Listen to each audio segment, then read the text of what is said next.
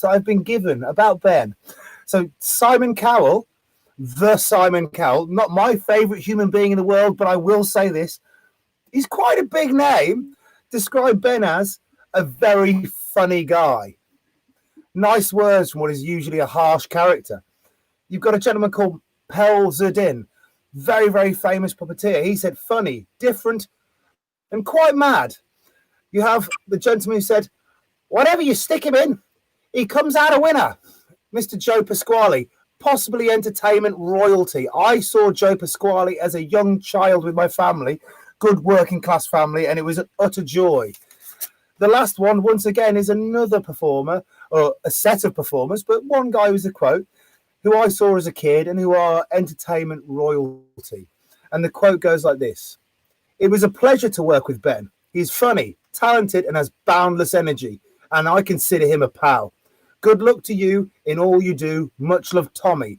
And that was Tommy Cannon from Cannon and Ball. I mean, I've mentioned two of the biggest acts in variety who quoted to say how talented you are. So just as we begin this interview, can you explain to everybody here kind of a brief summation of what you do?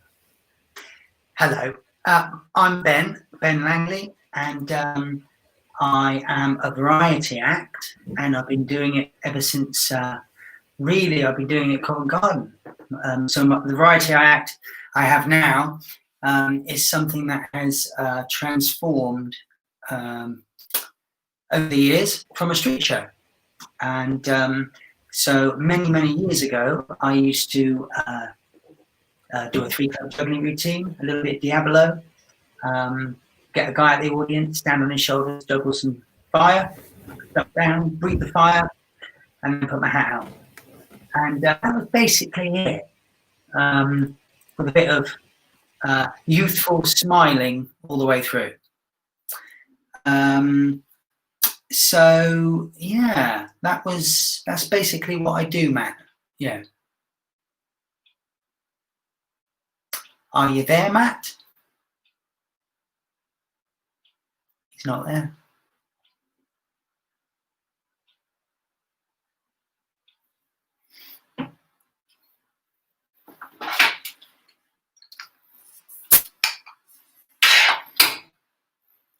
Maybe I'll just chat to myself. Don't mind.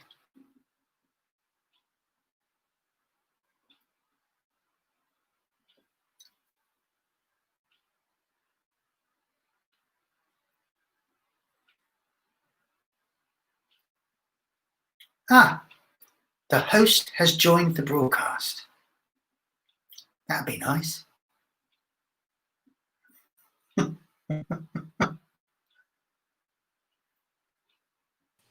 And I'm back, yeah. Sorry, since that lovely person lifted me of my laptop this weekend just gone, I've had a few technical issues, but I'm here. So you left me all on my own. I'm sorry, buddy. It won't happen again, or at least I hope it doesn't happen again. And then somebody handed me a beer. It was marvelous. Relief. You cross the beer to keep you feel safe, mate, in these dark and horrible times.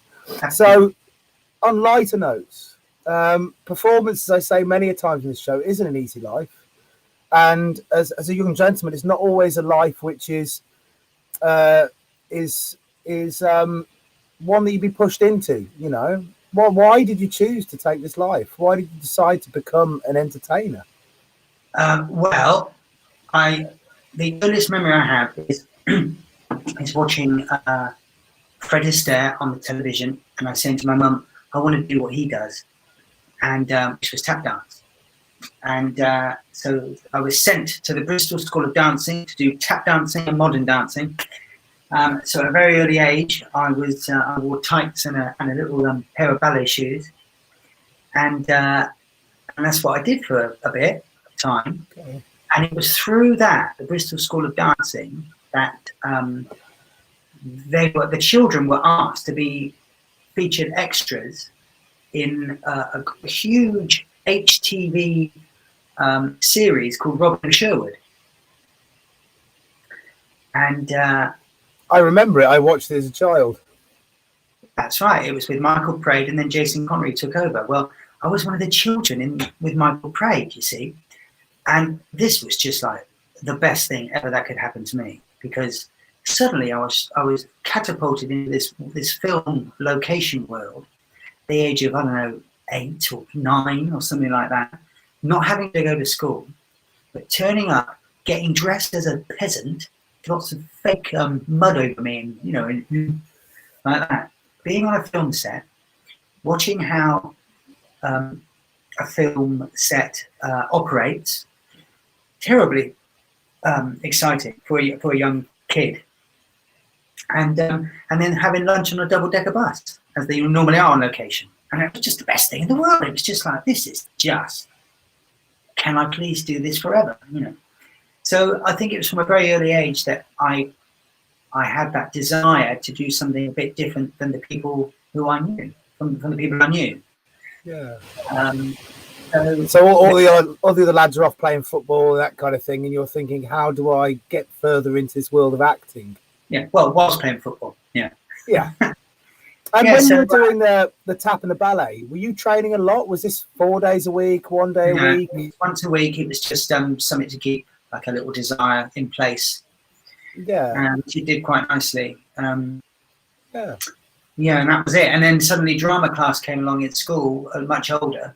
I think it's a GCSE or something like that. And then suddenly, I mean, this was a really big deal for me, drama class at school, because suddenly I was able to, get the attention of the class that I so wanted without getting really told off for it. And Do you know what I mean? Did you get told off before? Were you kind of class clown? Were you trying to make the other kids laugh? Yeah, I'm always the fool in school. I say to my children now that I really liked school. I just wasn't very good at it. So I think that's a fair sort of quote for me in my school years. But I'd do it all again. I love being in school. You were definitely not. You weren't a contemptuous class clown then. No, not at all. No, I was. I don't know. Really, I don't know. Pick up your own mind. You can work it out. Yeah. Oh look, people are saying hello. Hello there.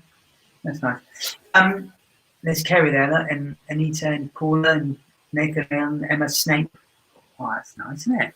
Yeah, you've got a good crowd of people here ready to listen to your stories. Yes, it would seem. So then drama class came along, and I had this wonderful teacher, and his name is Jeffrey Eggins.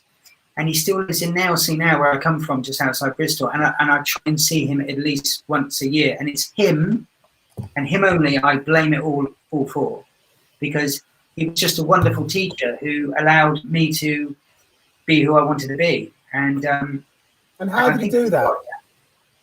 I just think there wasn't any constraints on me in that class. And he understood that I needed to fly in a creative way.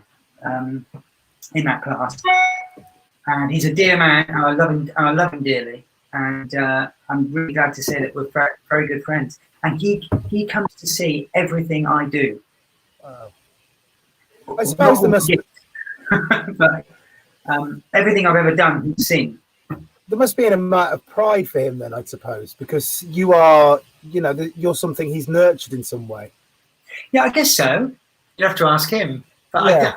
He loves theatre anyway. I mean, he adores it. He's always at the Swan Theatre, and he's always at RSC and the Barbican and the Chocolate Factory down in London, and the Tobacco Factory in Bristol, and all these wonderful places that he gets into. He's very old. He's got a glass eye, and he's he's a great guy. How did you develop through? I mean, you say he gave you the room to be yourself, but there must have been. There's progression that's made during those lessons. There was things you learned, things you picked up, and ideas of the craft, I suppose. His integrity was amazing. He suggests things. He's one of those. The nearest thing I could compare him to would be like an old Indian chief who would say very little, but just point you in the right direction, if you know what I mean, and sort of force you to sort of go down there, and well, not force you, but open the gate for you to go down there and explore and find out for yourself. And did you have an amount of gusto? Because you're like, well, kids, I've already been on a film set. No, You know, not at all. I'm nearly there. No, it wasn't. No, it wasn't really like that. This was acting. That was just prancing about in the back of a sword fight. Yeah. But this was acting, and I thought, yeah, I'll be an actor, you know. And so we did a play called Boy with a Cart. It was a Christopher Fry play, which was written in verse. So at 13 years old, he had me learning this play, and we performed it over a week, and it was just a wonderful experience of doing things more than once, the same way. So at that age, 13, I think I learned a valuable lesson, which was an actor's job isn't necessarily remembering his or her lines, it's recreating those lines every time you say them. It's consistency, you know what I mean? Right? Yeah, you need a consistent performance, right? Yeah. Which isn't easy. I guess so. And also finding new things within it as well. It's just listening and reacting with the lines that you're given, I guess. And how did you prepare yourself to be able to deliver the same thing? Was you constantly working over lines, grinding it, so to speak? Yeah, I mean, I think when you're in a show when you've learned dialogue, I think lines always stay in your head all day long. When you're in the shower and they're just there, they're at the front of your mind. Just as our shows are, Matt, you know. Well, I say that, but my show changes. You know, every show I do, I don't always quite remember what's going on, so I kind of have to wing it sometimes to make the show work. Yeah, of course, but I think that preparation, that facility, still remains in your head when you're working and doing shows all the time. So I learned some valuable lessons when I was quite young, which would really be invaluable going forward. Yeah. So and so the show went well? As much as I can remember. Yeah, absolutely. I still remember long speeches right now. But and then it was in Bristol. There was a big TV company called HTV, Harlech Television, and it was really big news at the time. They were creating a drama workshop, a junior drama workshop, which would enable children of my age to enter from an audition, and once if you were successful, then you'd be able to go up for stuff within HTV, because at that time HTV were great TV studios producing a lot of stuff. You know, as well as HTV, they were quite big children's television makers at the time. And so this was a way for them to trawl for talent, basically. Yeah, oh, absolutely. Just have a pool of people they could just dip into. So Bristol had one, and Cardiff had one, and Nottingham had one. And that was it. I think there's 3. And so did you go to it? I assume you went to it. That's why it's coming up. 3 auditions. But I was so peed off. I was so upset. I just so wanted to be an actor, and this was the only way forward I could think. It can't happen any other way. So Jeffrey Eggins, I remember him ringing up from the English office, and he left a message on Annie Carroll's phone. Annie Carroll was the first drama leader, and he swore into it. He said, I didn't want to say on these bloody things, but I've got somebody here, Ben Langley, who'd love a chance to audition again. And she, you know, I auditioned again and I got in. Oh, mate. Yeah. And how was the feeling of the audition? So the first audition, I assume it didn't go as well, and that's why I've got the phone call back. So what was the first audition like? Can't remember. I just remember not getting it, not getting in. And the second audition, not remember getting in. I think the third audition, which is what I'm talking about, you know, you get a feeling in an audition. I've never been for one. You know, please explain. Well, when you just get a good vibe about it, you get a good sense that you're okay, you're hitting the mark, I guess. But anyway, I got in, and so at 13, 14 years old, the next few years, I got into almost everything. So I had like 32 program credits by the time I was doing my A-levels. Wow! And how did it feel about getting all these jobs? Do you remember were you excited? Was there intrepidation? I was immensely excited, so excited. It was wonderful to be in a studio or out on location and experiencing all the wonderful stuff that goes around the outside of that. And I know nowadays as a child actor, there's very strict guidelines on how you're treated. Did you have the same thing then? Were you working for like 2 hours and then you were getting on breaks, or were you kind of treated like one of the cast? Can't remember.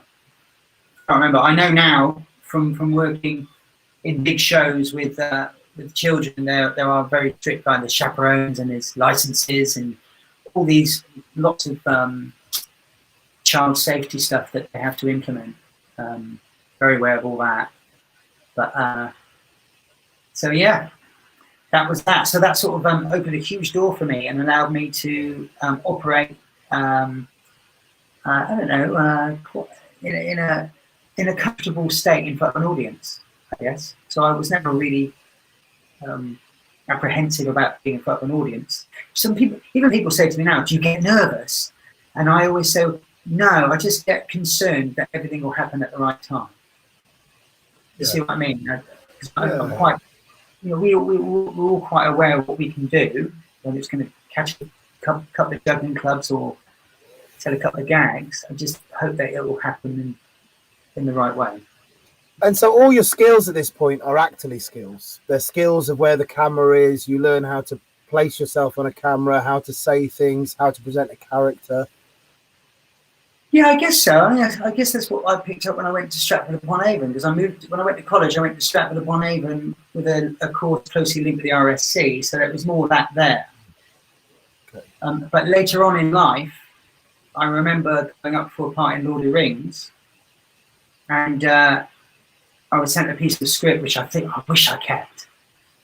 And I went up for the part of Pippin, and it was a screen test for the Hubbards, which were based up in Tottenham Court Road, where they still are now. But I remember doing the screen test for Amy Hubbard, big Hubbard family. They cast a lot of TV, lots of films. And I watched it get the video VHS or whatever, a little mini thing out of this thing, and put it in the thing with Peter Jackson and all that, and it was all sent off and everything. And of course I didn't get the part, but the lovely thing is that they sent feedback to me saying, Ben might want to sort of trying to sort of do a little bit less. I mean, all this big, this thing, less is more, darling, and all that. It's kind of true. And they said, the camera is quite close to his face, so the less he can do and the more he can show with his eyes, and, maybe work on that sort of thing. And so, yeah, there was a lot of not getting jobs as well, which will sort of continue throughout the rest of my life. It seems to be a common thing for actors, is that you have to kind of become prepared for disappointment. Yeah, of course, it's part of it.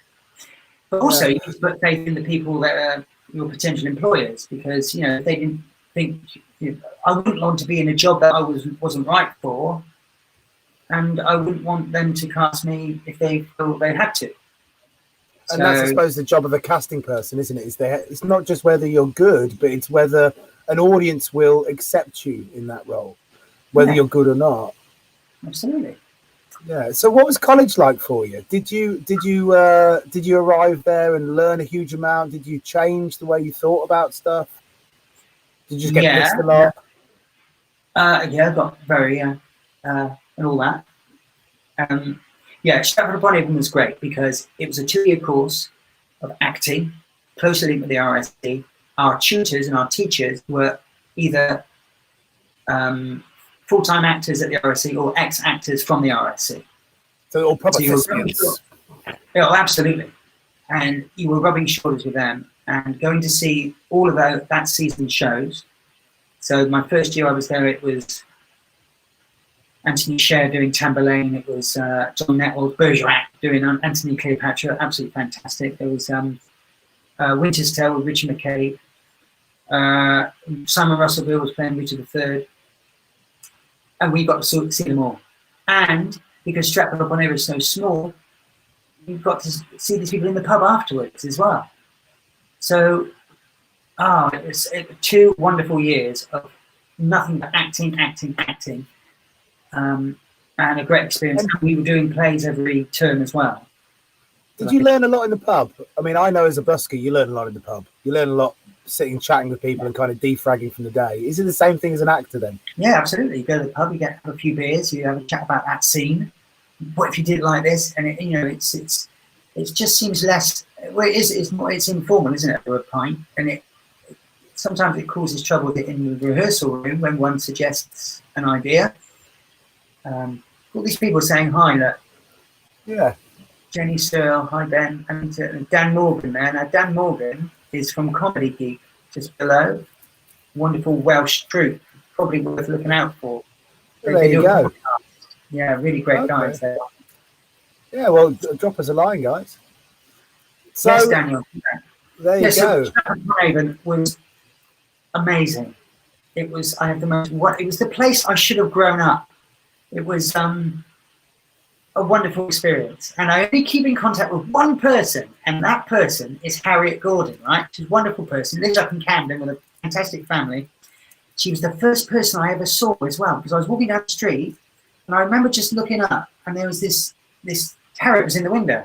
I don't know if she was just opening the windows or opening the window or whatever, and our eyes met, and we sort of walked on, and I remember thinking, I wonder if she's on my course, and I think she thought the same thing, and she was, and she's the only person I keep in contact with now.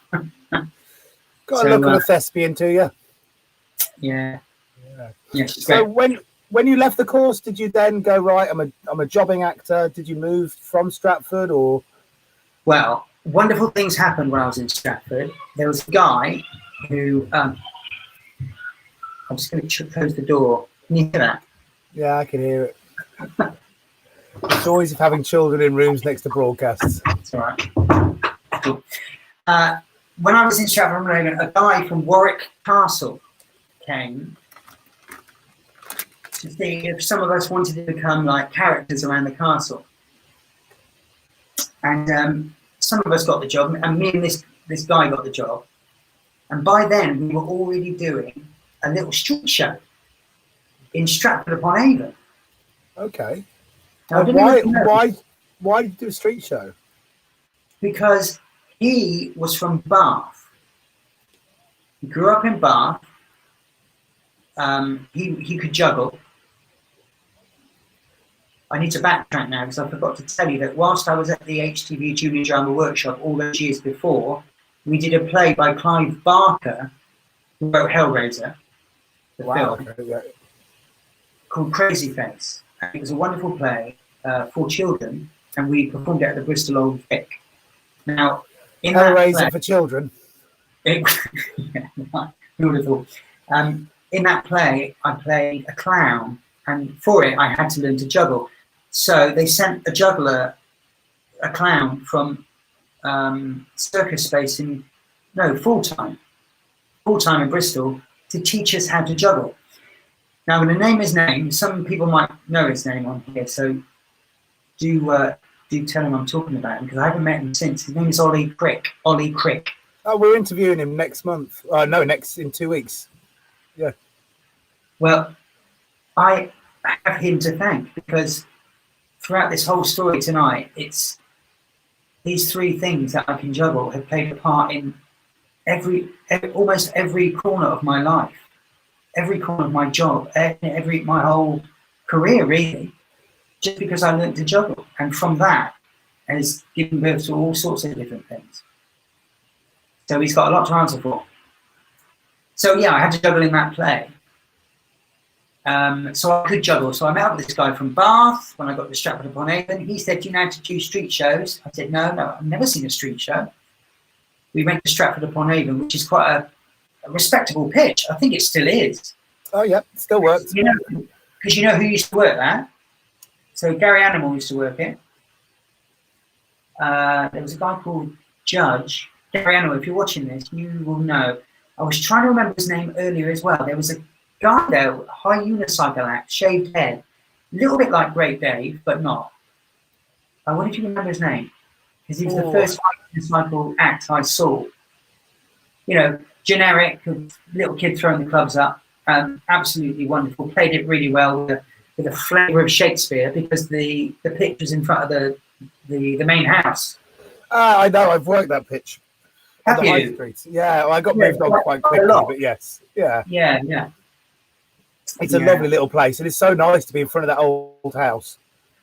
Yeah, it is, yeah. And so how did the show go? I think we only made about 15 quid between us. We thought we were loaded. And that's what this job does, you see. Audiences, when it goes well, audiences really do put you in a good mood. They really, my gosh, you might go to work a very different person than you are when you come home, regardless of what's in your hat, but simply because of the mood and the person they've made you feel. And that's one of the magical things of it all, I think. Is it kind of ultimate validation? Yeah. Well, you are okay. You are a nice guy. We like you. Yeah, absolutely, yeah. So and so you got this job in the castle. Yeah, I worked there for a couple of seasons. When I started to do I did my first ever solo street show there, because me and this guy got the job. We did our little double act there, just as a jester and some kind of peasant.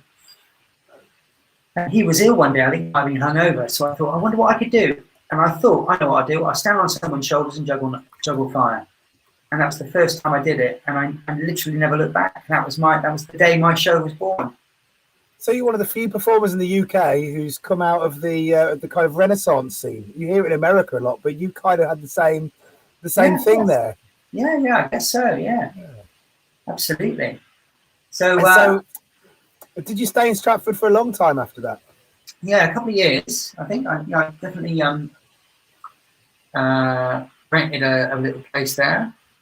And did you see at the time? Did you see that as your life? No, I don't really know. I knew I was always aware I was on a journey. I never really thought I was in one place. This was going to be it until where I am now, of course. I never thought I'd stay in Warwick, but I loved it though. I was very daily. I was overwhelmed by the beauty of it. And, yeah. So why did you stop doing that then? Why aren't you still there now with kind of fake? Well, why did you leave there? Why aren't you seeing you now with a fake, bit of horse shit on your face, juggling something, going hey? Well, what happened? I moved to London. I know, because I got a job touring in a play, a TIE play, wonderful company called Y Touring, where I learned a lot of stagecraft in situ. While I was there, I started to work. What was it? Oh yeah, then I travelled back to Warwick to work for Warwick Castle for the season, and because I had already been doing shows in Stratford, I started to hack the shows in Warwick Castle, and they didn't like that. So they were paying me £210 a week to be at Warwick Castle. How many days were you doing for that? A week. It was like... Oh, so it's 5 days. 5 days, yeah. And you're doing how many shows a day? Oh, as many as I could fit in. So I started hatting them. So I was doing like 60 quid shows a day on top of my... So, they caught me, and it was on my birthday, and then I got sacked. Oh. Yeah, I know. But good though. I would have thought authoritarians in a castle. I know. So I ended up in London, going to drama school in a place called the Poor School in King's Cross. Okay. Right, and the idea of the Poor School, if you never heard of it, it's not there anymore. Was that you could be a professional person in the day, do your job in the day, and then you train in the evening. So it was like a night school, drama school. And was it publicly funded, or did you pay to go there, or? It was quite expensive, yeah. And that was supported by busking, I assume? You went to maybe Covent Garden? No, not at all. I got a job. Bloody hell. I got a job at the Ministry of Agriculture fisheries and foods on whiteboard on the computers. How does one get this job then? You know, from your extensive experience of drama, I'd assume it's not specifically a job that would be in your remit. I can't remember her name, but she was ever such a nice girl. She already worked there. She was at the poor school with me, and she said, "Oh, they're looking for people down in our place." So I went for this interview, and so you got the job. So I went to work there, and it was a very, very different place than what I'd ever seen in my whole life. And the day I left was there was one thing, it's like a straw that broke the camel's back. It was this very, very, very serious place. You know, I was a civil servant, I guess. You're involved in the bureaucracy. You're a bureaucrat. And I was in charge of checking these circulation magazines in and out of the library. Top job. And I remember sitting opposite this guy called Tom, I knew his name was Tom, never forget him. Very, very serious, very, always had his head down like that. And one day I heard him giggle. And I went, "You're right, Tom." Anyway. My rubber just fell off the table. And I left that afternoon for lunch, and I never came back. And I went to Covent Garden, a beeline to Covent Garden, because I'd been watching shows in my lunch hour. And I thought, now's the time. I've got this show which I haven't done, never done in London. Just before we get to you doing the show, can I talk to you a little bit about watching your shows in the lunch hour? Yes, you can. I saw everyone. I particularly remember Matt and Jim, Dave Wolf. Dave Wolf was fantastic. He did the bubble in the contact juggling illusion. Yeah, the isolation. Yeah, but he blew a bubble like that, and he caught it. He catches the bubble with the contact juggling ball in his hand, and then he throws up the bubble, and it's solid. Yeah. Wow! I remember being wowed by that, and just experiencing random, spontaneous theatre in a space, and back to back. I thought it was a wondrous place. Yeah. I'd never seen it at a weekend. I mean, this is 1990. 1995. And so what was it like when you went there with your gear? And were people nice to you? People were quite dismissive first, as I'm sure we all have been over the years. Yeah. To somebody just coming going, "I want to be a performer," you know. I got myself an audition, and I auditioned. And I can't remember getting the thumbs up or anything. I can't remember that, but I remember starting out doing a show in the North Hall and getting like 12 quid and being absolutely over the moon. I mean, it just filled my body because I just, for me, it was all about that audience recognition that I knew I could get, because I'd had it from Jeffrey Eggins in school and doing the play, and I had it from Junior Drama Workshop and those plays we'd done in Bristlovic. I just had to just click that little temperature gauge up a little, just adjust it a little bit in a different situation as the North Hall pitch is in London. It's a hard pitch at the best of times. And also, absolutely, and also adapt what I had been doing in a lovely castle environment to slap bang in the WC2. So you can imagine it took quite a while to sort of up that 12 quid. Did you, so when you went out there and when you did your first show or your first shows, did you have a sense that you understood how street performance worked, or were you like, no. I can do, no? No, not at all. But I had the energy, I knew that, because people stopped and they stared at me. I knew I had what I was doing worked, but of course, I had to hone that to make it transform into laughs and money. Because it's all about money. It has to be. Well, Really. part of it does, no doubt. You have to make a living. It's the laughter, the joy, and the art is nourishing, but without the money, you can't put food in the belly to keep the engine working. Yeah, well, you need to make them laugh before you get the money, of course. Yeah. So what was the journey like then? So how did you begin taking this energy and this confidence and this understanding that you could entertain and applying it? By watching and watching and watching and watching and watching. And at that time, Covent Garden street performers were on fire.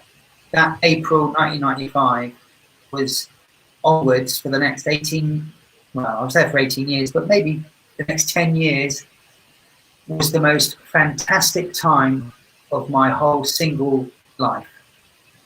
And it was the most wondrous, colourful, exuberant, magical place where I look forward to going every single day, regardless for the first year being really rubbish at my job, but being around these amazing characters from all walks of life who cared and didn't care and liked to drink and spend lots of money because they were earning good hats, be quite flamboyant and talk with them and stay up late and just love being outside and love being around them. And if this was a movie now, Matt, right?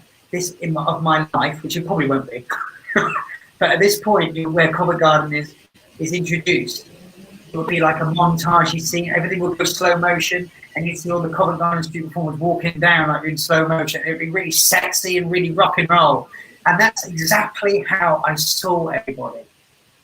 I couldn't remember anybody ever doing a bad show. I can't remember. What I can remember is noise, walking down King Street, hearing that noise of a crowd from the bottom of King Street, feeling excited and guessing who it could be. I wonder who that is. I bet that's Pepe. And getting to the end and going, yeah, I was right. Or, oh, yeah, of course it is. So did you feel like I can hear certain different kinds of audiences responding in a different way to a different show? Yeah. And was the particular shows that you I mean, I don't want you to be favourites, but I want you to be favourites. Was the particular shows that you loved there? Was the shows that you thought were the perfect examples of what you aspire to be or you think street shows should be? Yeah. Everybody there gave me the license to be the kind of performer that maybe it was the generic show. It was the clapping and cheering all the way. They said it was okay. It's their fault. They made me what I became. And I love them for it. Because they just gave me, I was this sponge. They gave me lines to say, you should do that one there. Or they gave me things to work on, and we were always in the pub, we were drinking and working on a show. Everything was about street performing. Everything was about getting that big applause, getting the clapping and cheering right, getting the money line right, getting the 1, 2 and 3 in the show, and getting where to do the gag. Where's it best to do that gag? Is it better to do it at the front, or is it back, or you turn and do it, or can't do it at the front because nobody can see you, just that line of people. Just do it where to set it and where to bring your audience in. And the build was the most frightening experience of my whole life. Always was for many years. Because, it makes sense not to start your bloody show until you've got that edge in. And sometimes you ended up starting your show before your edge came, and you knew that was sort of suicide in a way. But learning all these things, Covent Garden, I kid you not, was the most beautiful, rainbow-coloured, sparkling glamour of excitement. I'm going to say this, okay? Sorry to interrupt. You said everyone gave lines, but the first day I met, was Paddy working there at that time? Paddy Bramwell. Yeah. First day I met Paddy, I watched him do a show, and it was like one of the greatest things I'd ever saw. It was amazing. Pure power, funny, line for everything. And I went, oh, mate, you were great. I loved your lines. As he walked off, he went, yeah, and they're my bloody lines. So was there, I mean, I know there's public property that moves around with lines, and I know that there's this supportive thing. I've had the same thing when I was learning, where people go, "Oh, you should try this and do this." Was there ever a sense of material which was off the table? What was the difference between generic and something that people owned? Yeah, talking to Ben Langley, how did you differentiate between what lines can you use and what lines can you not use? Well, it's lovely that you mentioned Paddy, because you're right, Paddy is the most original show down there, and his lines as well. All his lines only work with him doing what he's doing at that specific time, and for that reason, he's one of the greats. And he gave me some lovely lines as well. But if I ever did use a couple of his, he used to go like that. And I always used to say, they're safe with me. You know, I'll never misuse the line. And that seemed to be all right. He probably hated me, really. I'll treat your children well. Yeah. But yeah, there were lots of generic lines going all about, and you know, it all comes out in the wash, which is why we like to do the first shows of the day. Us rubbishy generic show people, you know, get the lines in early. But it's not rubbishy as well. Your character, and I watched your shows just as I was beginning. Your character isn't the same as other people's characters. The way you deliver and deal with material is different. I mean, you had a Norman Wisdom-esqueness to you in this jolly light. I mean, I said this in in my description that you really reminded me of those old 70s classic comedians. You know, your carry-on feeling, not a lower low, but a lower low could go in there. The Heidi Highs and this kind of thing. These classic, you know, well-meaning, well-natured pieces of British comedy. And that was the feeling I got from the work. And that's not the feeling I get from Paddy or Pepe or most of the other acts I've seen from that time. That's you. Yeah. It was all, character was so important for me because it enables you to, when you're not saying something, it enables you to do something in those silences. Not that there were a lot of silences in my show, just for the way that you held yourself when you walk out onto the pitch. It was all very important. I learned that from Pepe, and it's what you hang your show on. The hook you hang your show on is the character that you have, and the way that you choose to unroll that during the show. And is that something of you, or is that something that you've built and constructed, or is it a mixture of the two? It's sort of something that I haven't really paid much attention to. It's something that I've always deliberately not think about too much, because I think that's sort of instinctive. I think I'm quite an instinctive performer anyway, so there's certain things that happen on stage that I don't always question, and I think it's best left that way. But yeah, I mean, this young, quirky, cutie sort of guy was something that I played on for years. And when I was the youngest street performer in Covent Garden, I had great joy in telling the audience, I am the youngest street performer here. You know, and they loved hearing that as well.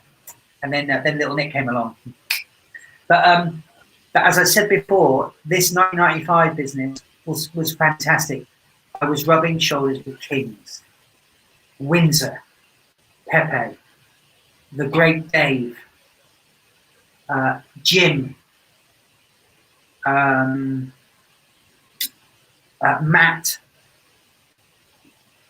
and all these wonderful people. Melvin Plummer, the most fantastic performer.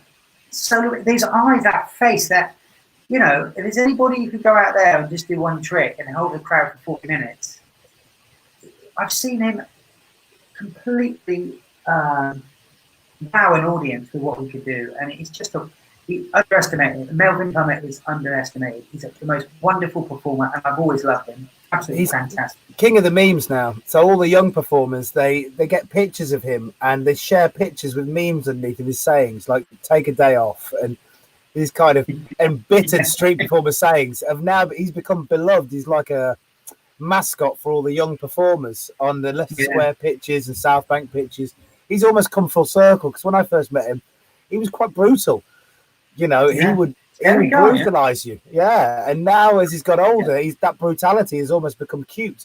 You know, and he's now loved. He's beloved by people now. Oh, I mean, we used to go out together. We used to go out drinking. Yeah. just me and him. It was pretty late nights. But I I bet there don't was. know what he saw. Sorry? I said, I bet there was.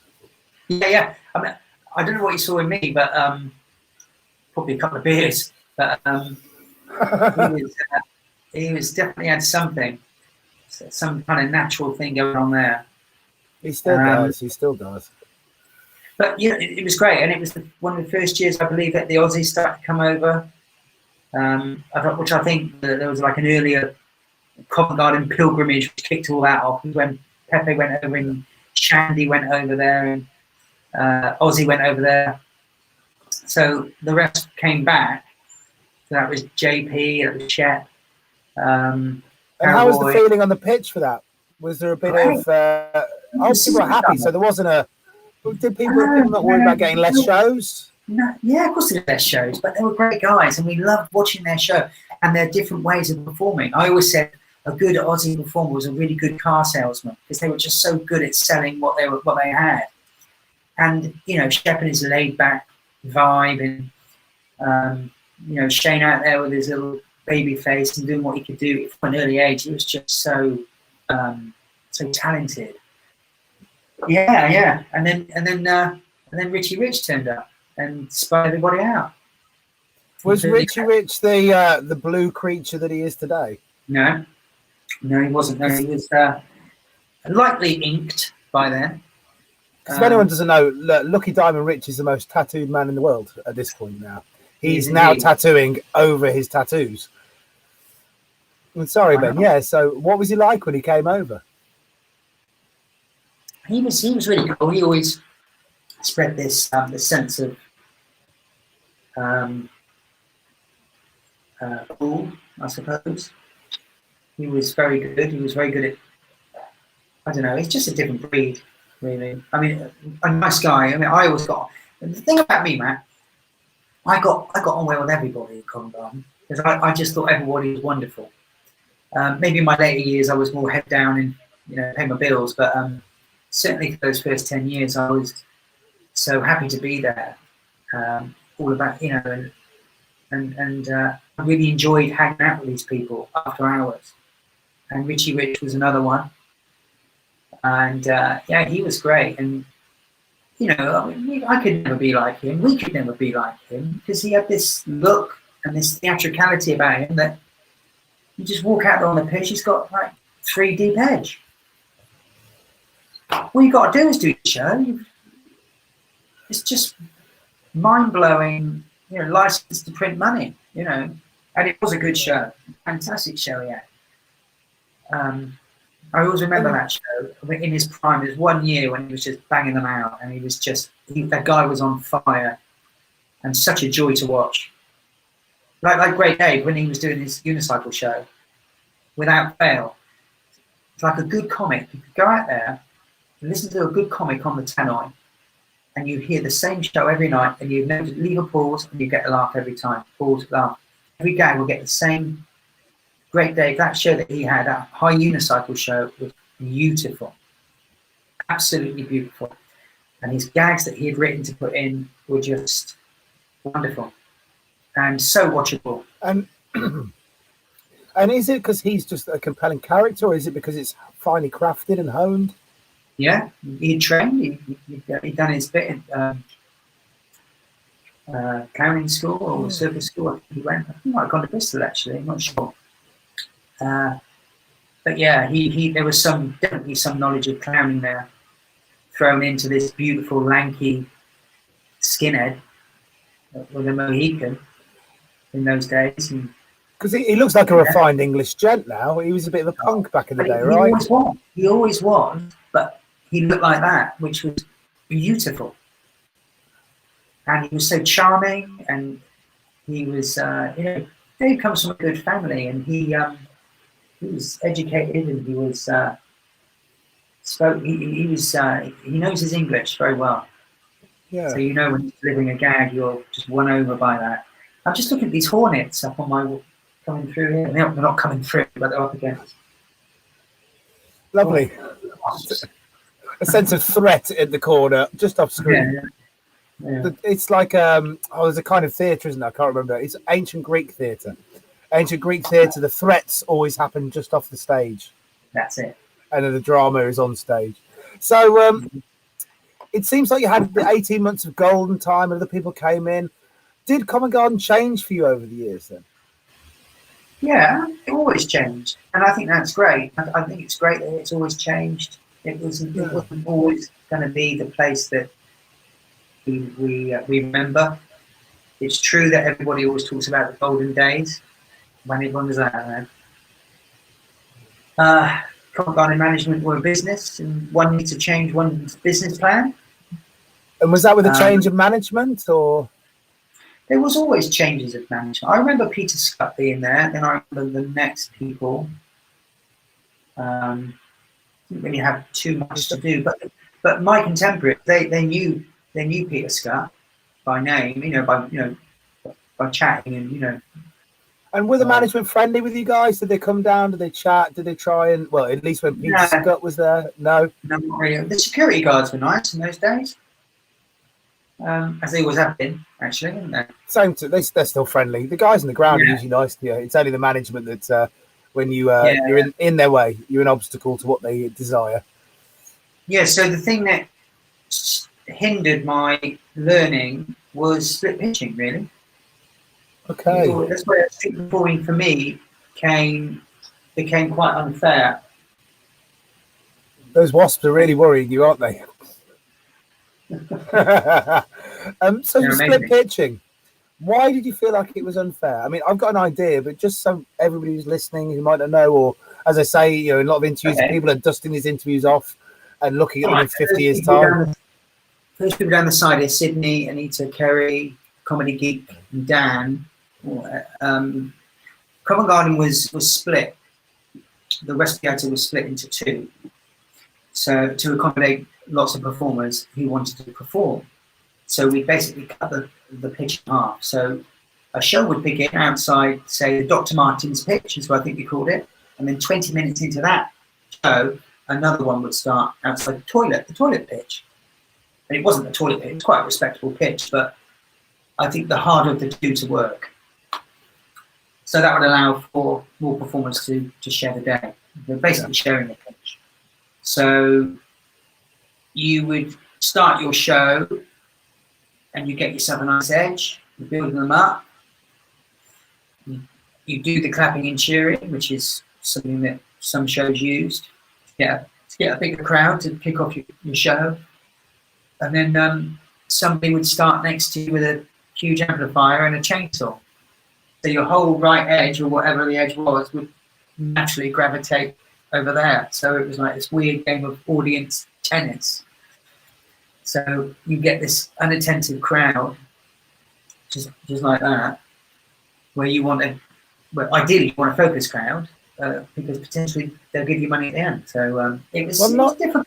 Not just that, but if you're doing comedy and if you're trying to get people to love your character, and there isn't a huge amount of jeopardy, which I suppose a chainsaw is, as soon as you start a chainsaw, jeopardy is there, then it's more difficult. You need them to watch you and to empathize and to be lockstep in mind with you.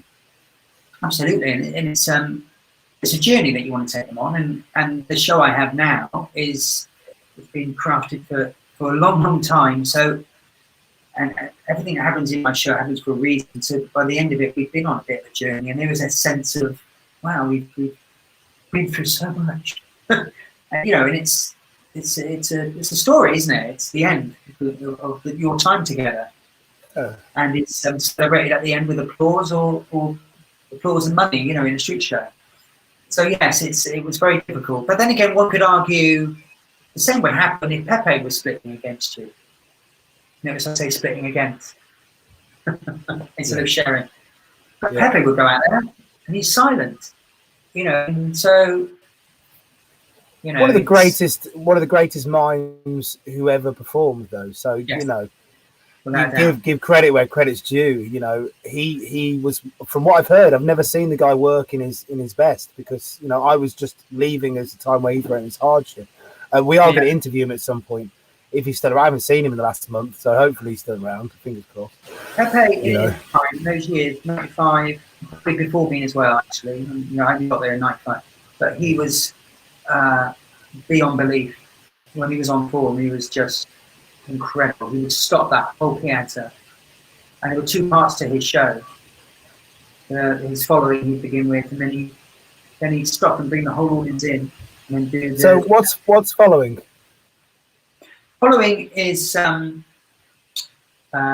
mimicking the walk and physicality of someone by walking behind them in such a way that would respond, make an audience respond, and an observing audience respond. Something that would more often than not have a little punchline gag at the end. The person that you're following probably would know you're there. Probably sometimes better when they do realise that you're there. There's lots of gags to be had within all that, and fun to be had with those people, providing they're up for it. I don't think, have I explained that all right? Yeah, you did great, mate. You did great. So what was the second half of the show then? The second half of the show, after the following, which was beautiful.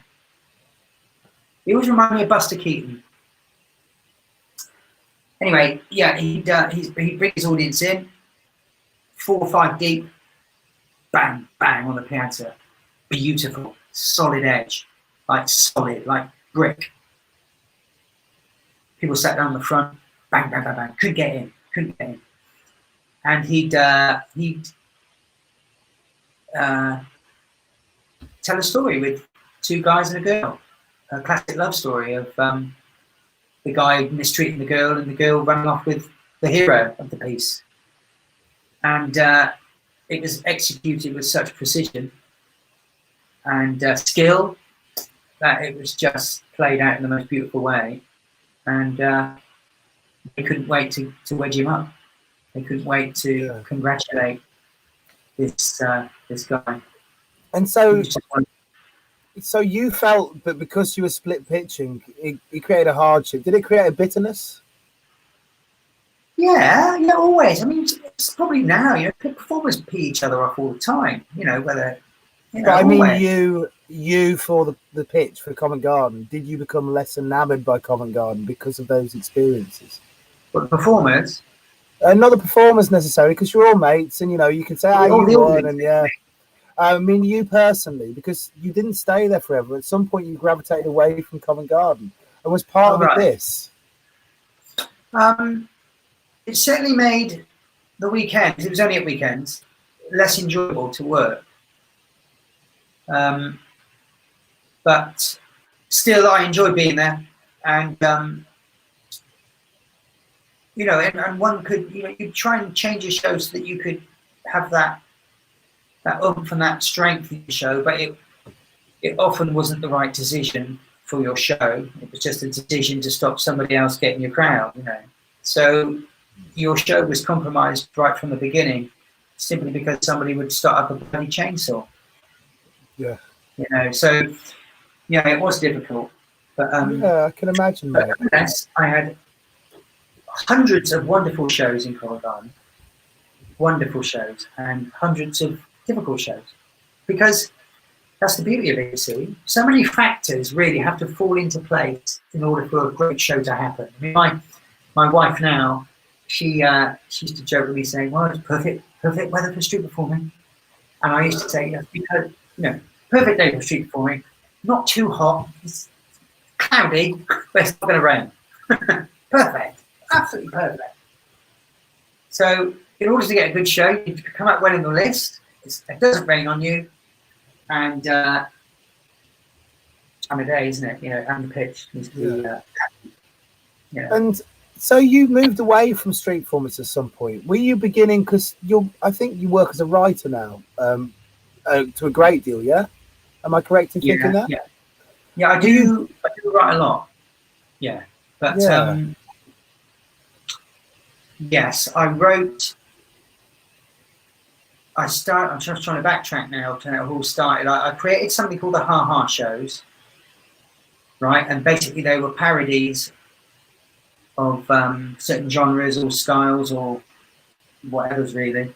but made a rod for my own back really, because I wrote Ha Ha Hamlet to start, and then I wrote Ha Ha Homicide. When did you do this? What sort of time? Are you still busking at this point? Are you still in Yeah, Covent Garden? yeah, very much. Yeah, it was about 2006, 2007. I was already a pantomime star in Yeovil, in the Octagon Theatre. I did 7 years there. How did that work? How did that begin then? Well, let's go back then. Let's go back to 2001.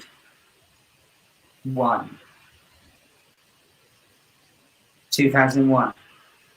A lady arrived on the pitch by the name of Carolyn Chenery. She saw my show. She said, my husband and I run a musical theatre Shakespeare touring company. We tour for 3 months a year, 6 months a year, I can't remember, 3 months a year. And we do 2 shows a day, number 1 venues, and we like to come and audition. So I went and auditioned in Oxted in Surrey, met a guy called Julian Chenery, who was the director, artistic director there, and he gave me my job. He gave me a job of doing a bit of a warm-up in front of the tabs, curtains, before the show starts, and then having a small part in Twelfth Night, Shakespeare Affair. And so what's it like doing warm-up? Then it was great, because I had this Covent Garden naivety, this Covent Garden thing happening. You know, I was in my prime, sort of. You know, I was on top of it.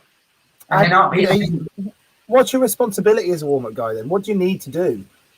Well, then, I mean, it's different now. Well, I can talk in a bit about when I supported those guys, but for the show, it was just to come up with something mildly entertaining and to mainly write something that would introduce young people to the theatre. So I used to go out there and go, you know, I do a bit of juggling and say, if you look around you, you'll notice you're in this wonderful space. You know, all the chairs are facing the right way to here. And we can do wonderful things like turn the lights on like this. And I click my fingers and then the lights would come up or come down and they go, wow, you know. And it was all about introducing young people to theatre and introducing young people to Shakespeare and how wonderful these stories were. So Julian would rewrite these shows in prose, as you and I are speaking now, and some verse he'd keep in and some of the most famous lines, but the storylines would be the same, and he put in wonderful songs. He had a fantastic composer called Matt Gimblett, and these shows were fantastic. I mean, I don't know how it survived, because there were about 20 of us on stage. I mean, we were playing to packed out houses twice a day for 3 months. I got to play the Lowry, 1,800 seats. Wow. Wakefield Theatre Opera House. Doncaster, no, not Doncaster, Sunderland Empire, Liverpool Empire. Take these places, these huge rooms, these Frank Matcham theatres. And I got to be the warm-up guy. And they call these children clapping, I did a clapping cheer with them. It was just wonderful. And I was a bit naughty as well, because I'd say, when I come on stage, I want you to all clap and cheer. So I'd have this little tiny part. I'd walk on stage like that. These main people in front of me doing all this. Look around at me going, bloody done it again, haven't they? Yeah, they were great years. I did that. I did 12th Night, and then I was upgraded to play Puck in A Midsummer Night's Dream, which is the best part you can play at. And I think I did 2 or 3 years of that. And in between Covent Garden, and I had a fantastic life, and I loved that. But those shows of Julian and doing street shows as well at the same time were just wonderful. I was learning stagecraft, I was being in front of a paying audience as well in Covent Garden, and everything was just in a really good place. Yeah. So those years were really great for me as a performer and my growth as a performer. Yeah. And so from there, I take it the panto is quite a natural movement. As you're describing the cheeky clap for me when I come on stage, and that kind of fourth wall breaking, kind of letting the audience join in your own mischief, is kind of what panto's about. If I'm correct in thinking that. Yeah, I got my first job because of that Shakespeare job. So I was at Swansea Grand, which is a lovely theatre. I've played it lots of times since in Swansea, and the Oval Oxford Theatre had come across with their general manager and their pantomime producer, David Lee, from Pantone Pantomimes, to see me. I didn't know they were in the audience. And after the show, they were at the stage door, and they said, could we speak with you? So I said, yeah. And the guy on the stage door said, oh, dressing room upstairs is free. So we went up, and he offered me the comic in Yeovil my first comic role for £850 a week, and that was it. Not too much to sniff at. No, it's quite respectable money then. Yeah. So I went there. I went down to Storm. They offered me to come back the next year, so I did Aladdin. I did all of them then, and then I just got to the end of my tenure, and that was it. Then I went to work with Kudos in Plymouth with Biggins. Yeah. So. My pantomime career has been very lucky. Yeah. And so, when did you start thinking about writing your own stuff? Because the ha ha kind of comedy pieces, they're your child, if I'm right in thinking this, your baby. Yeah, and joint with a guy called Jamie Wilson, who I'll talk about now. Actually, yeah. So after 3 or 4 years in Yeovil, the general manager said to me, "You should bring something back here in the middle of the year because they love you here.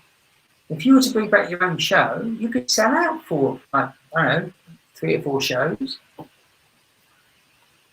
So then my pantomime producer said, well, I'll pay for it if you want. And then we'll sort out what happens at the end. So I came up with the idea of rewriting Hamlet with 3 people. So I wrote Hamlet with 3 people.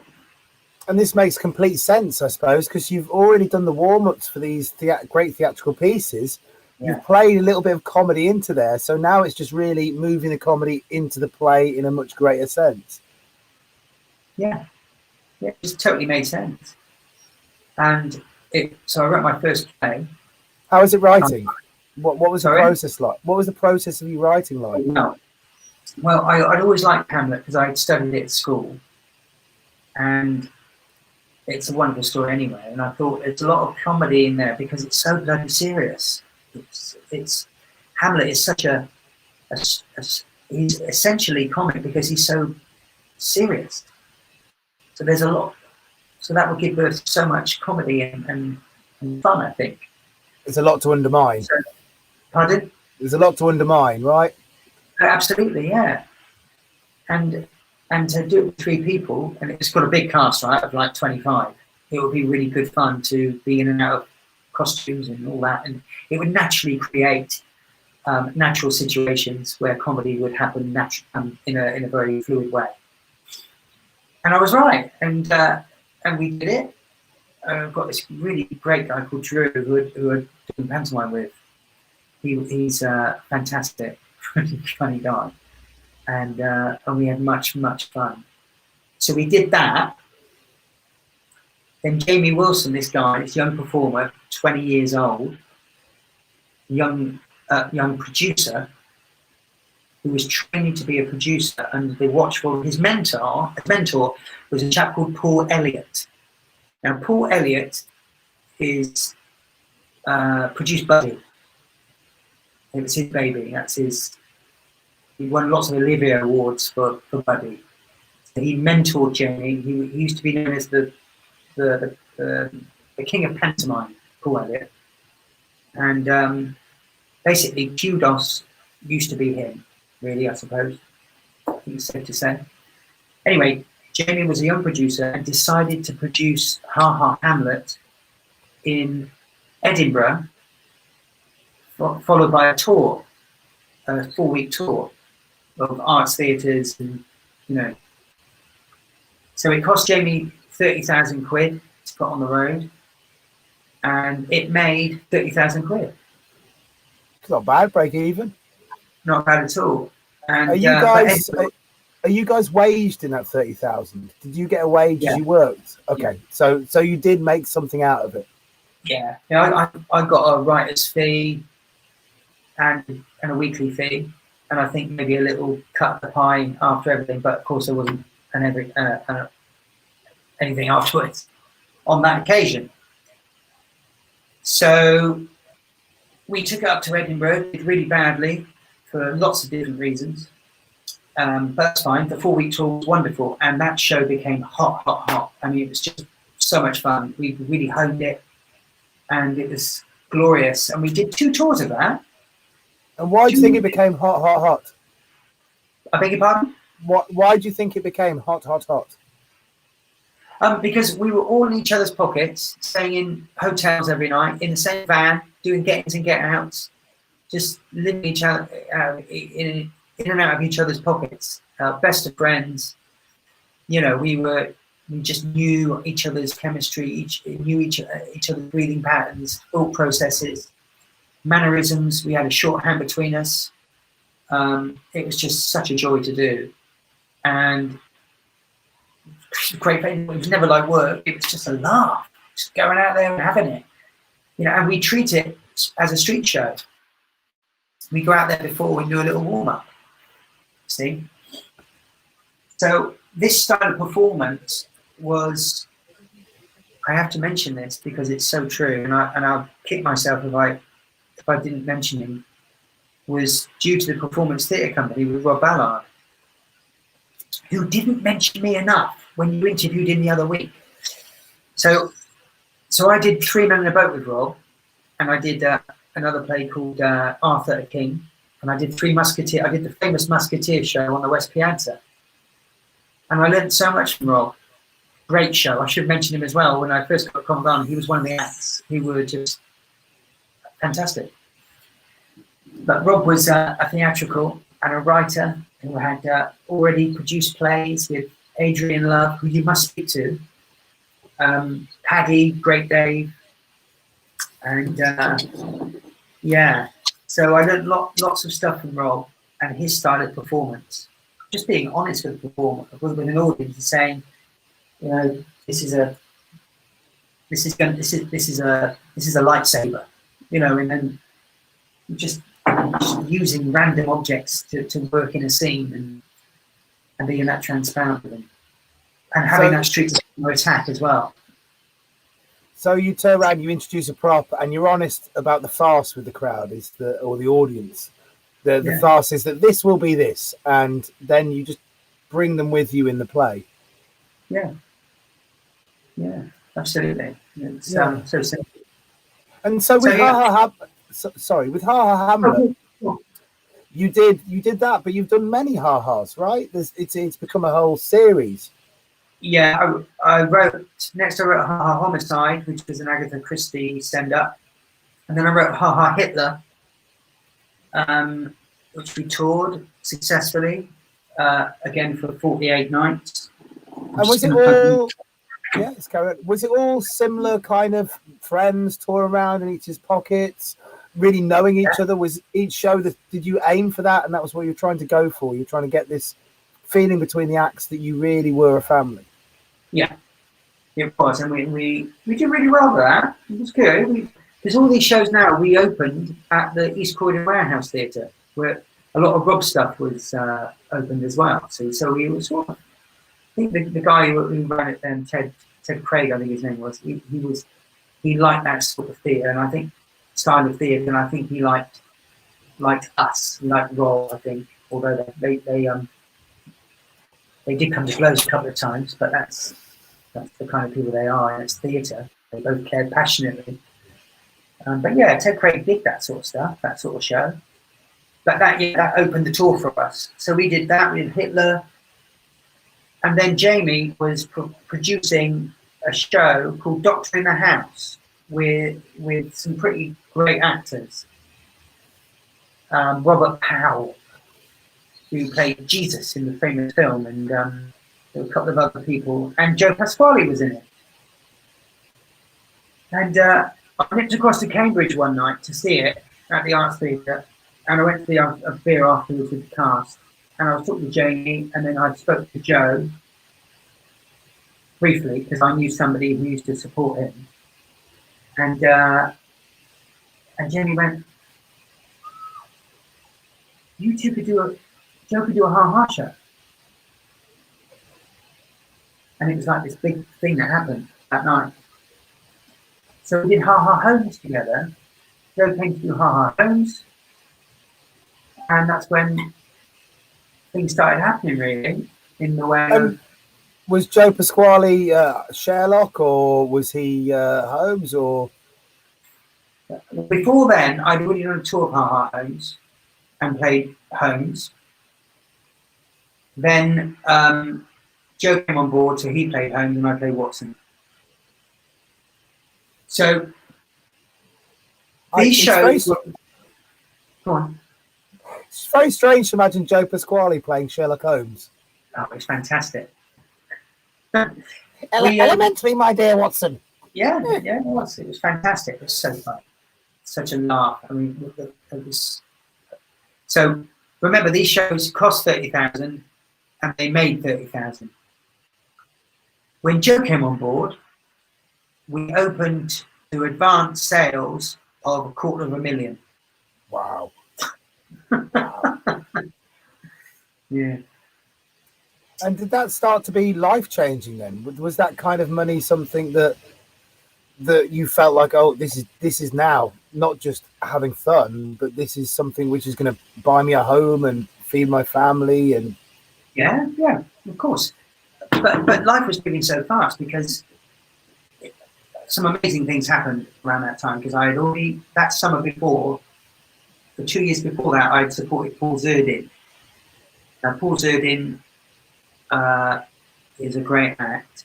He won America's Got Talent a couple of years ago, but he's always been in the periphery of showbiz celebrity status in this country, and he's such a lovely chap, and he's great. He's a great bent act, probably the best that we have. And so I supported him for 2 years, during which his manager, Nicola, from Talented Artists, also managed Joe.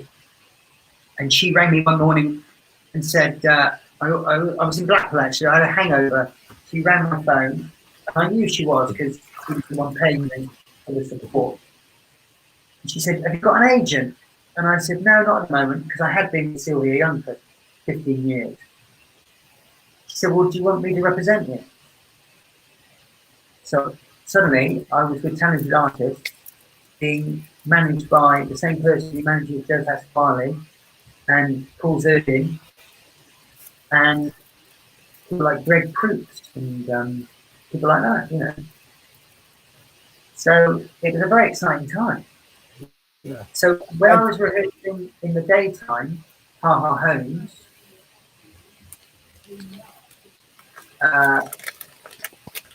what was happening? I was supporting Joe in the evenings as well. So we were like, you know, great. We became great friends, and it was a wonderful time. Yeah. And did you recognise that at the time? How an amazing time it was?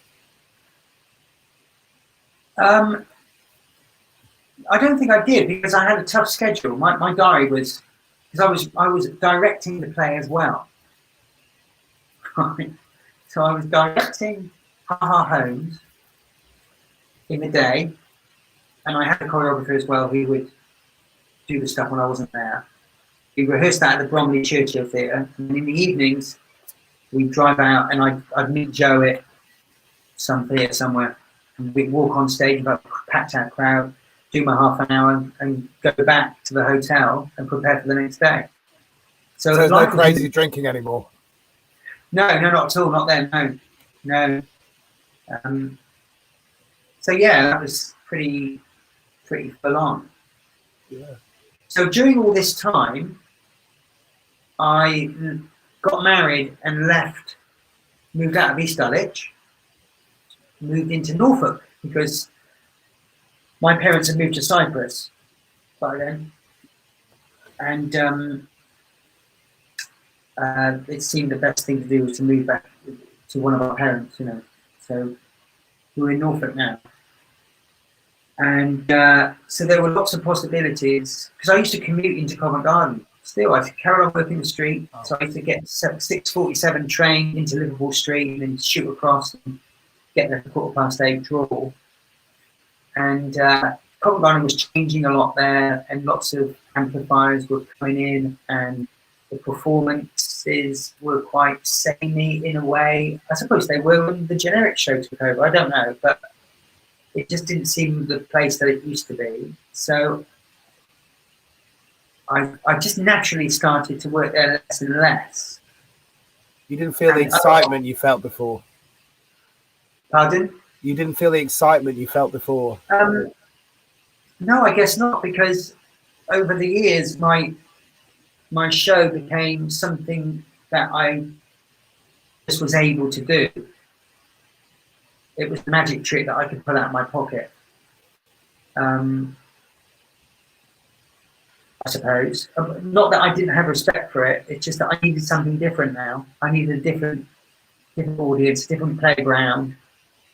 And I'd already learned that, the money's in the writing, So I managed to get a job at a very well-known show here in Norfolk at Chroma Summer Seaside Special. It's like the only remaining 19-week summer show at the end of a pier. 2 shows a day, 9 shows a week. And so I was second on the bill with, first year I did it, a marvellous magician comedian called Dane Cordine, who was a seasoned cruise ship performer. And then the next year I did it twice with, I did it once with Paul, a wonderful comic called Paul Eastwood. Now, we became very close during that show. And he said, you should do holiday cards. You've got a great act then. Do the holiday cards. Because by that time, I had sort of changed my street show, pushed it up a bit, so it worked as a variety act. How did you do that? How did you change your street show into a variety act? I don't know. Well, I kept the main bulk of it. I still do my free club juggling routine now.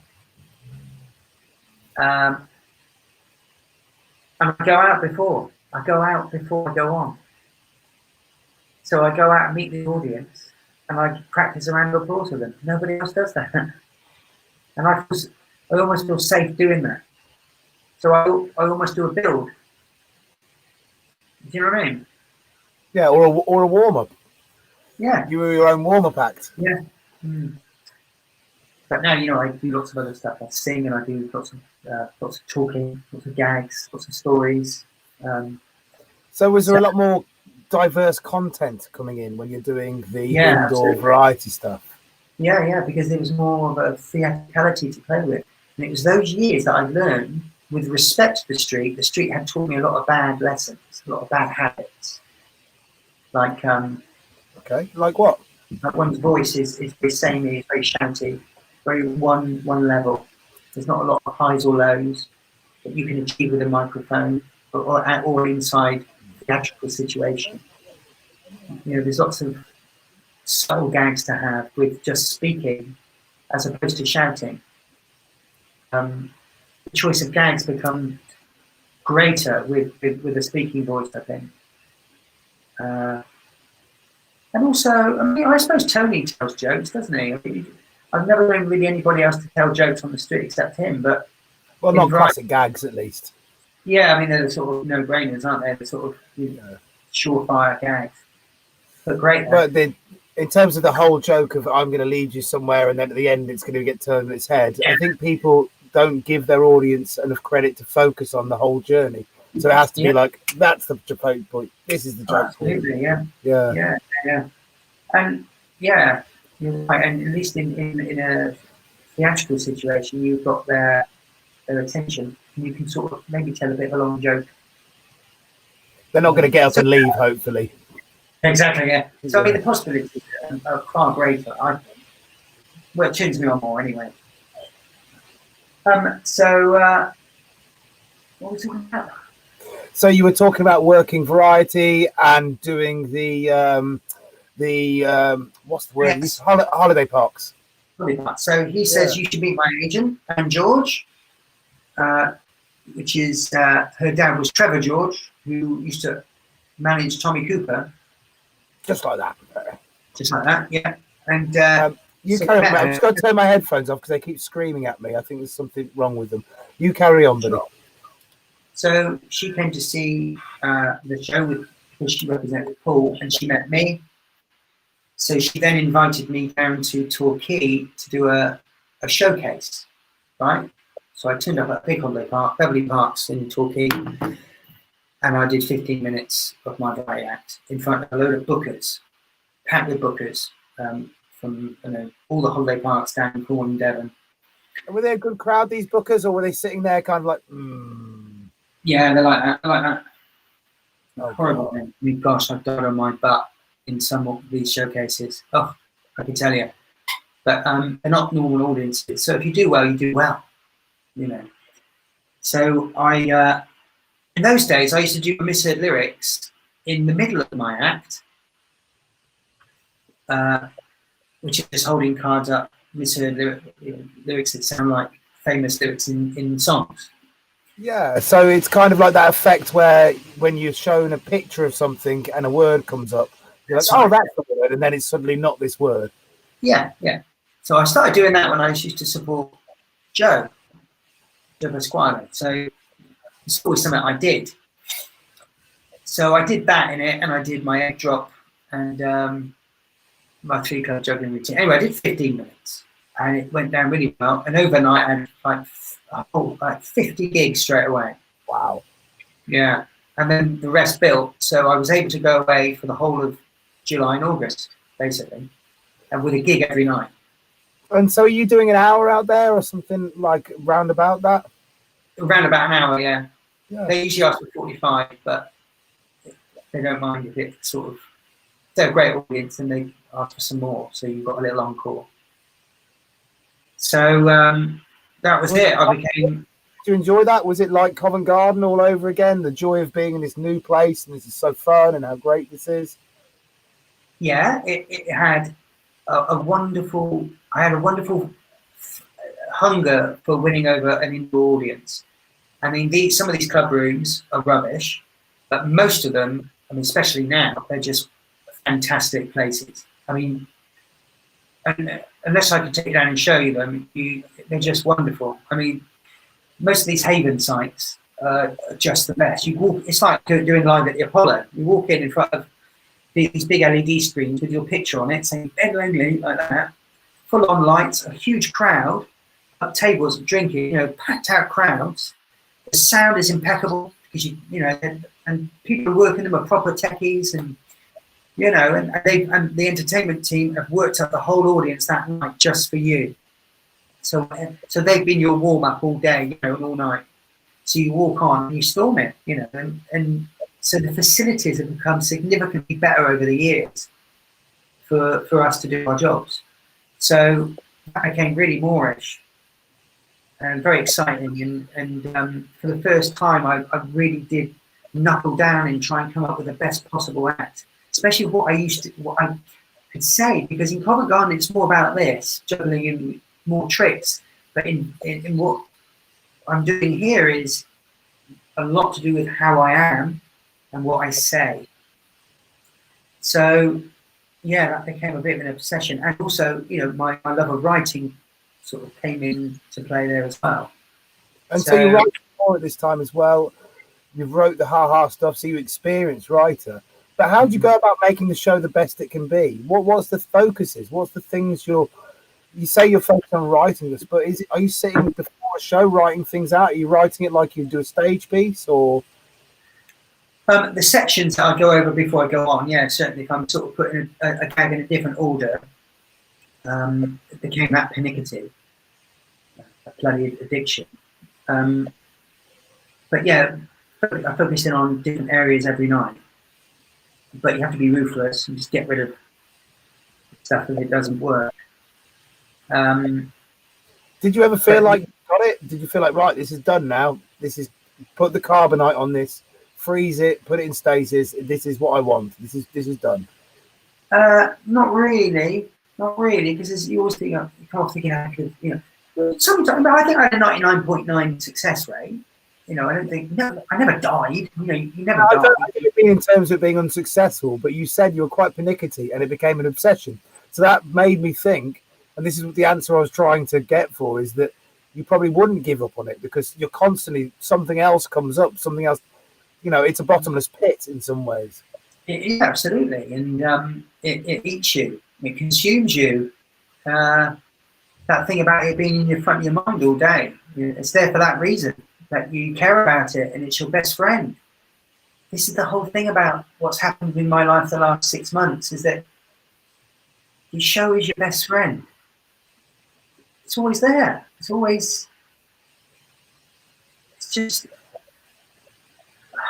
just this wonderful thing that has always supported you, and it's always done its best for you.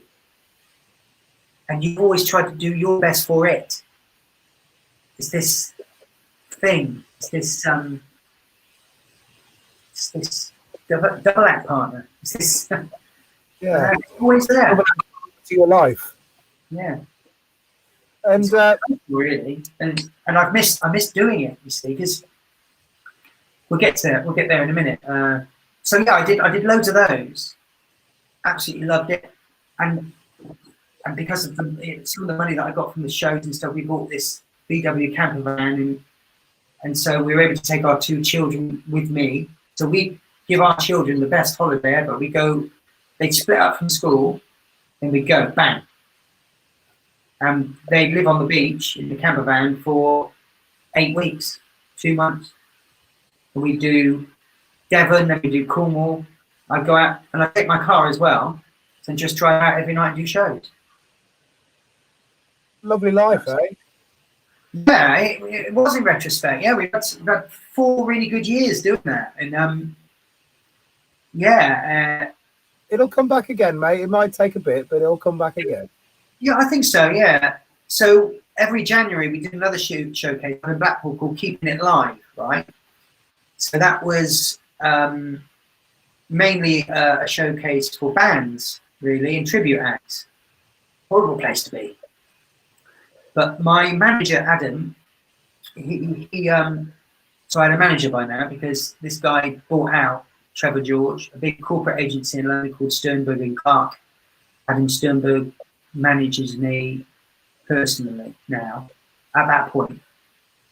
So he said, you go to Blackpool and do this 15 minutes. So I'm like, yeah, but it's for bands, Adam. No, you must do it. You do all that. So I go up and do it. Really lovely 15 minutes, really good. I got quite a nice 15 minutes.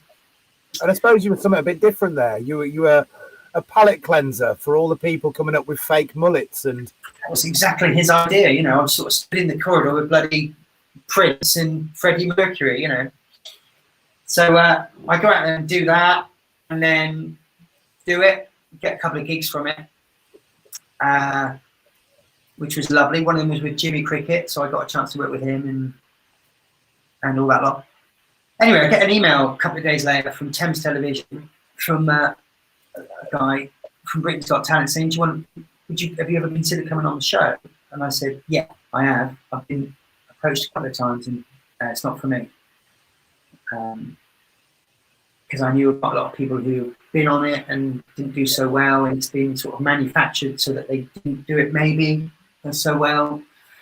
They messed me up, didn't they? I didn't drop the club. They edited it, eh? Yeah, that sort of thing. Yeah, you heard. Right, boy. So emails went back and forth with this lovely guy who I'm now very good friends with, actually. So I said, it came to the point where he said, look, the show isn't like it is now. The show isn't anything like it used to be. So we're talking about Britain's Got Talent now, right? He said, Piers Morgan, he's not on there anymore. Acts don't run the gauntlet now of, being slagged off. Simon Cowell's had a baby. You've got the 2 girls who are wonderful and fluffy, and you've got David Walliams who just loves everything. The chances of you doing well are 100%. So we'd like you to go on and do your misheard lyrics. So I'm like, I still don't know, you know. So me and Adam went to Thames Television to meet them. And so I met a guy from Psycho and I met Alec, who I'm talking about. And they just basically said, you've got nothing to worry about. Honestly, they'd love to see you. I think you do really, really well. What you did the other night in Blackpool was fantastic. And if you could do your misheard lyric routine, that would be just wonderful. And if you want to do it, they said, there's a Ben-shaped hole in the show tomorrow night in Manchester. And I'm like, bloody hell. I'm meeting a mate for dinner tonight. I'm meeting Paul Zerdin for dinner. So we agreed that they paid for me to go up and pay for my hotel. So I basically went straight home because I had this conference call at 10 o'clock that night when I got home, where they basically said, we need you, if you want to do it, you just need to do these songs in your misheard lyrics. You can't do these because they'd already checked them out. So I stayed up. Issues or licensing or something like this, or just I'm not quite sure. I'm not quite sure, but there's an interesting conversation to be had after this actually about my American thing I did, right? Or didn't do. Anyway, we agreed on the thing. I got my cards right and everything. Went up there, and at 11 o'clock that night, I went on and did what happened, which was absolutely fantastic. So that changed everything when that came out. I think that was the following June it was shown. I was in Germany doing the Culture Festival, and suddenly all my gigs, when I went back to do that summer, a whole summer, everything I had spent ages on writing and getting everything right, all those opening gags of walking on cold to an audience, didn't matter anybody, and it didn't matter anymore because everybody knew me. I'd walk on and get a laugh. It's the closest I've ever been of being a superstar. That's how it must be for people. You walk on and they go, all right, and they go, hey! Suddenly, it was like, I haven't got to work for it. Well, I did have to work for it. You know, I had to do the show, but the show became so much easier because people thought they already knew me. So it's a peculiar sort of... The phrase is, you developed a parasocial relationship with them. Yes, quite. Yeah. Yeah. So I do love that show, and I feel like I am an ambassador for it because I guess I was one of the lucky ones, and the result I got was wonderful, and they were wonderful, and I'd urge anybody to do it because if it works well, then it can only be a good thing, you know. And it's opened so many doors for me, so many doors. And especially in Norfolk, I mean, they love me here. I walk down the street and, you know, it's just wonderful. And when I did... million views, am I right in thinking that? Pardon? 24 million views for the YouTube video of your act. Yeah. That's incredible to think, isn't it? 24 million people have watched that act. That's a third of the population of Britain. Yeah, isn't it? Yeah, mate. Everybody knows me. Yeah. And have you found, you said it was easier to do the act. I assume it's much easier to get booked because people know you. You know you're an understood quality. Mm-hmm. Did you get let into this clubs? Did you have the glitzy lifestyle? Were you kind of a celebrity? Well, I sort of dip in and out there, I suppose, but I've got to look after my children and I've still got to work, still got to do shows. But it does open doors. It makes it easier. You know, like at the end of last year, I became a little bit tired of touring because I've done it all my life. And Sarah and I were thinking, Sarah was getting a teaching job, drama and dance. Sarah was a dancer. See, she toured with Michael Flatley on his world tour, so she was no stranger to touring either. But we were just sort of, because we had children, they were growing up, they're getting near that age of wanting to be grounded. I thought maybe I need to do the same thing as well. So there's this thing that teenagers don't want to go to holiday parks for 8 weeks a year in the summer. They want to be with their mates, having a beer, having a laugh. Yeah. So the wonderful thing that happened was so I did pantomime in Norwich for 5 years, I think, 5 years. And it got in the press that it was going to be my last year because of a tweet I'd sent that was spiraled out of control. And some crazy things happened in the press here about it all being Ben's last year. So, which was lovely and wonderful. And it was real Ben Langley people who love my work and love watching on that stage, who supported me and just didn't want me to not be in that show anymore. It was more of a story about them than it was about me, to be honest. It was a very sweet story. I was in the papers for a whole week. There were 3 petitions that were set up to save Ben. How much more love can be shown, you know? Absolutely, yeah.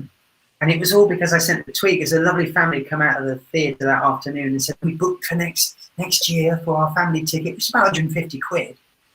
And I tweeted back, well, I'm not going to be in the show next year, but you'll be in the loving hands of the other guy, and it's going to be #awesome sort of thing, you know. So it was a very positive tweet. Yeah. But it didn't really sit very well with the people who loved watching me for the last 6 years, you know. Yeah. Kerry, that's one of them. Kerry Nunn there, she's lovely, she is. Hey, Kerry. So, yeah. So what happened was those last 4 shows I did in that theatre, I walked on to a standing ovation, and I obviously walked off to a standing ovation, right? And the last show was even more moving than I could ever imagine.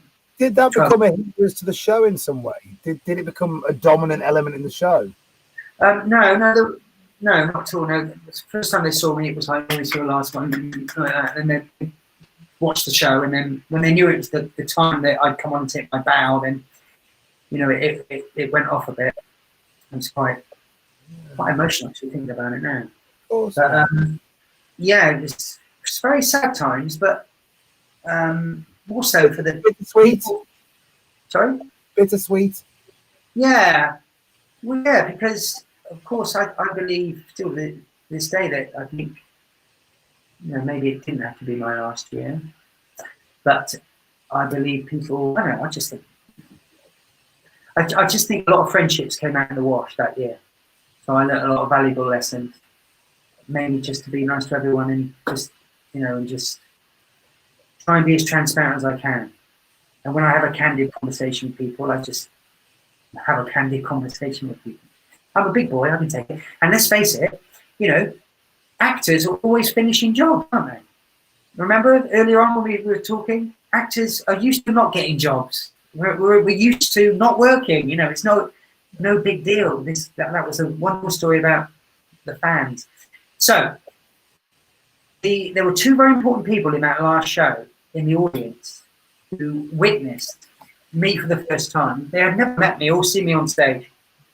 This little guy walk on stage to love from an audience, and they thought, we want him.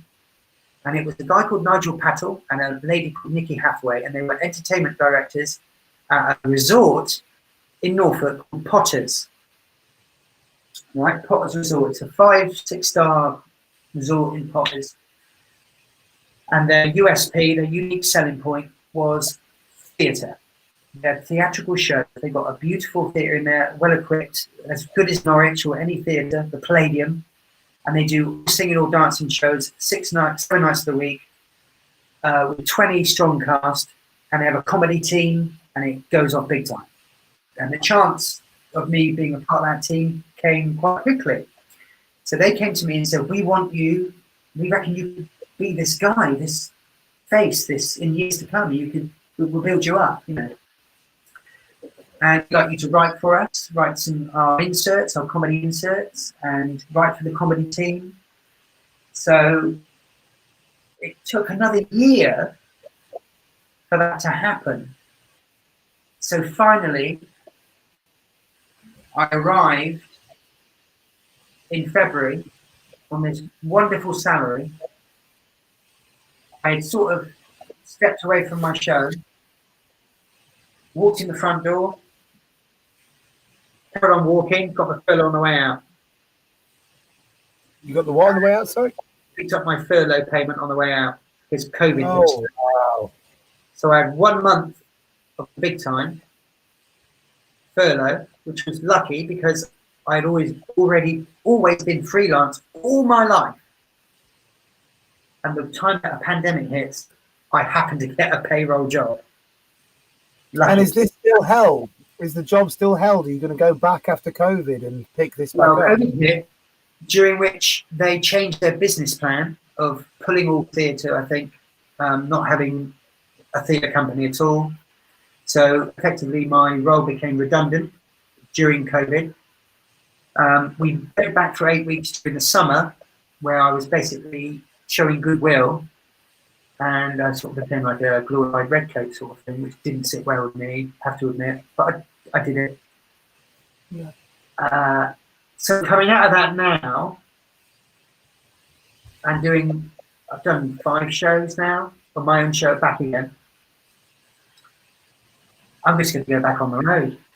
I can't see myself. There's a real performing future in that resort anymore. It's not the place it was before COVID. So, so I did this warm up for a drive-in movie, and they sold tickets for my show. I did my show before we drive in all these cars. And it was a bizarre gig. It was my first gig back. And a lot of fans turned up, and they sort of witnessed me sort of remember my show, sort of wander through it. And I didn't know this, but it's a really cool thing. That through your mic, it's all into your car stereo. Yeah, into their cars. Great, isn't it? Good, isn't it? So it was a wonderful day. I went out there and put a load of cars beeping, all that lot. And so that was an interesting show. And then I did a couple of shows last week in Devon and one last night in Chichester. And I just love doing it. I love doing it. I put it to one side for a bit to try something new, and it didn't work out. And this old friend has come back, and it's a joy. As the time goes on, that we just become more and more capable. As shows become more and more accessible again. Yeah, absolutely. And I think with the sort of performers who can adapt as well, more so than others, because we used to work in such diverse areas and environments. You know, we've got a form of attack for any sort of scenario. You know, a mouthy drunken balcony on the West Piazza, or hot lethargic crowd, or a French kid season show, or we've got all these methods of attack. Well, Covent Garden is still open if you wish to come back. We're doing shows again now. I've never said never. I've never said never. I've been very careful of that because, again, it's something that's played such a big part in my growth. And without any of the things I mentioned tonight, I wouldn't be where I am now. And not that now is I've arrived, because I don't want to convey that at all. It's just that I'm very happy where I am now, very blessed where I am now. And the thought of going back to do a street show excites me, Yeah. And I think you deserve everything you've got, Ben. You've worked hard, you've been passionate, you've constantly worked in different fields, from television to theatre to working on the street to then writing your own stuff, you've done something that not everybody does. Not everyone moves between different venues for stuff. People settle and they get stuck in there. God knows I know people in Covent Garden who are working there to this day. You've constantly, not necessarily reinvented yourself, because it seems like you've carried yourself through all of this, but you've tested, you've gone to new places, you've pushed yourself. Yeah, I think I've been very lucky with that, and it's been a long old journey, and I've loved every minute of it. And Covent Garden it was the one that really sort of made me the person I am today, I think. Yeah. Is there anything you'd like to say to young performers who are beginning? What, in Covent Garden? In Covent Garden or on the stage, however you choose. I suppose if I had their ear, I would say just go for it. Just don't try and be fearless in everything you do. try new things, shout and scream, learn from it, keep your ears open and your eyes open, think about what you've done afterwards, assess, go back to the drawing board, and live to fight another day. Because every time you walk back out there, you'll become stronger and more wise, I think. But yeah, I mean, it's just, I think we're lucky people because we're naturally, we're show people, we enjoy being in front of the crowd, and if we haven't done it one day, then we feel that. And I think lockdown's been difficult because of that for many performers. So I did this poem on the run thing because of that, right? At the beginning of lockdown, on one of my runs, I did a poem, and I said, right, I'm going to do this now. I'm going to do a poem every morning that we're in lockdown. Thinking, just a pandemic, it won't last long.